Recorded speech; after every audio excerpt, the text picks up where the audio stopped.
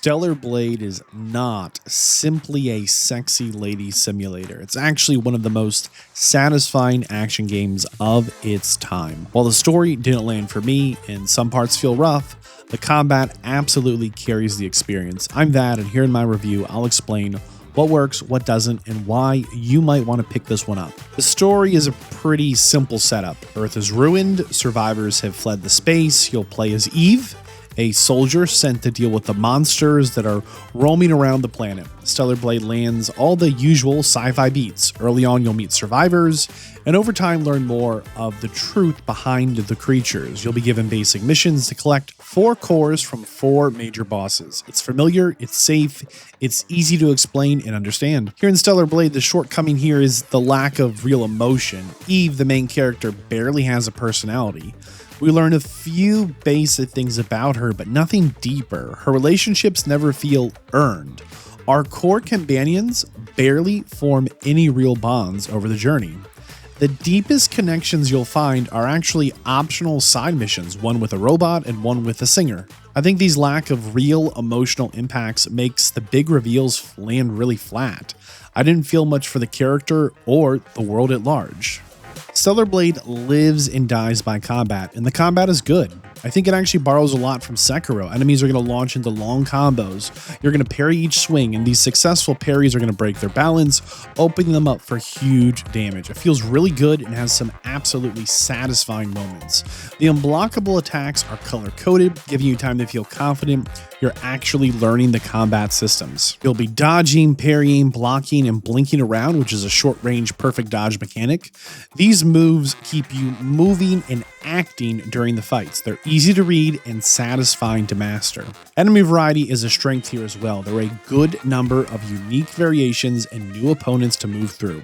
Bosses hit hard and can have some combos that keep you on edge. Overall, Stellar Blade even adds its own twist with these beta skills. They're a strong special move that costs their own unique energy. You can build this energy up through combat by attacking and parrying and whatnot, and these skills will let you choose how to control each fight.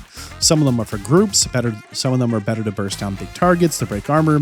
You always feel engaged and like you have a tool to take on your foe. Later on, you'll also unlock burst skills. These hit harder and cost a different type of energy. These different skills help create small decisions in the middle of combat. Do you spend your burst skill now? Do you send a beta skill now? Do you save it for a stronger move later? It can be a little overwhelming at first, but after a good minute, it feels simple and fun to engage with. In my first run, I really felt like I was often earning skill points, and this helped the pacing and made progression feel steady. It also makes the game easier than it seems at first because you're just kind of unlocking new moves quickly. You always have something new to try or something stable you've already learned to fall back on. Stellar Blade's gear is simple and clear. You slot cores and parts to raise your stats. You find stronger pieces by exploring, beating bosses, or finishing small tasks. Rest points act like a traditional Souls checkpoint. You'll heal, and then local enemies are going to respawn. Most of this works fine, but it's worth noting here, there isn't much depth. You're not going to build a wild character setup. You won't really be theory crafting. The gear all helps, but they're simple.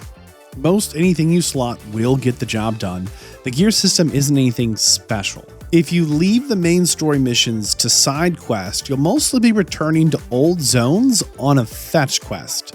The majority of side missions are from a quest board, a literal board, and this makes them feel impersonal and flat. And really, most of these side quests aren't great. A lot of them send you back to old areas to pick up a single item. With the linear stages for world travel, it's slow and tedious. Nothing's really changed in these levels, so you're just walking the same path again. The quest rewards don't help. You'll usually get gold or experience, but these are both things that kind of around mid to late game, they don't really matter as much. Yes, there are a handful of bright spots. There are 2 side quests that lead to an extra boss fight. One quest has a lady who likes to sing, and there's another quest with a robot who's querying life. A few reveal some lore, but overall, the majority of the side content feels like filler. There are a few big zones you can explore. You'll find hidden chests, enemy ambushes, some stat upgrades, outfits, lore. The collectibles are all actually really fun. You're going to find these cans that you can return to the base for rewards, and your exoskeletons will change your stats, and the outfits are great. some skimpy, some stylish. At least the game gives you a lot to choose from here without charging a fun tax of additional money.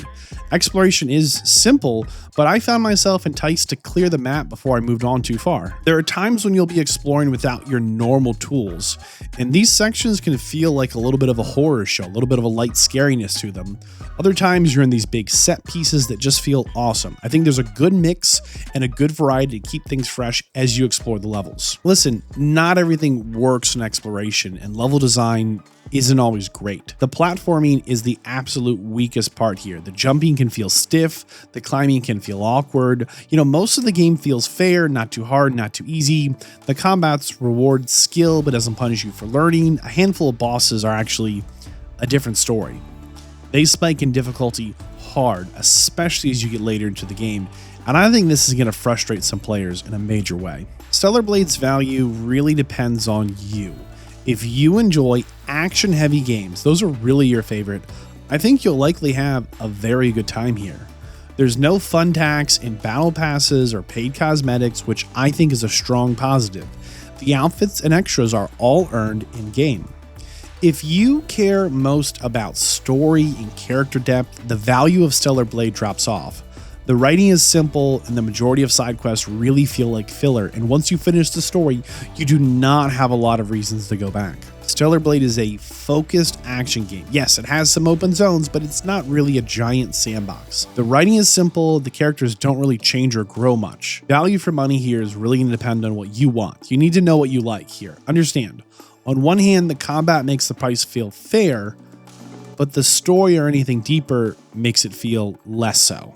Worth noting is Stellar Blade has a bit more replay value than it might at first seem. There are actually a few different endings, and you can only see them by making different choices right at the end of the game. I think this gives a real reason to come back for a second run. There's a New Game Plus that also adds more to chase, and some achievements are only unlocked in New Game Plus. This might push you to keep improving. It's not a huge change, but it's enough to make another run feel earned. There's also a boss rush mode. It lets you fight bosses back to back, and I think you can compare times. It's a small feature, but it gives combat-focused players something fun to return to. To be clear here, New Game Plus doesn't have any new quests, enemy layouts, or boss patterns. It's a basic second-run feature. Stellar Blade's replay value really depends on what you enjoy. If you want to see all the endings and hunt for achievements and push yourself in boss rush, there's more here that you will enjoy. If you only really care about the story, you might just play this once and move on. I think Stellar Blade is not perfect, but I do think it's sharp where it matters. If you love precise combat and stylish action, it's worth your time. If you want deep characters and a strong story, you won't find that here. Fighting through this world felt great almost the entire time, but the characters feel thin and side quests drag on. The platforming is rough and the endgame difficulty jumps too much, but even with those flaws, I enjoyed it because the core combat held everything up. Stellar Blade is awarded a 3 out of 5. I recommend.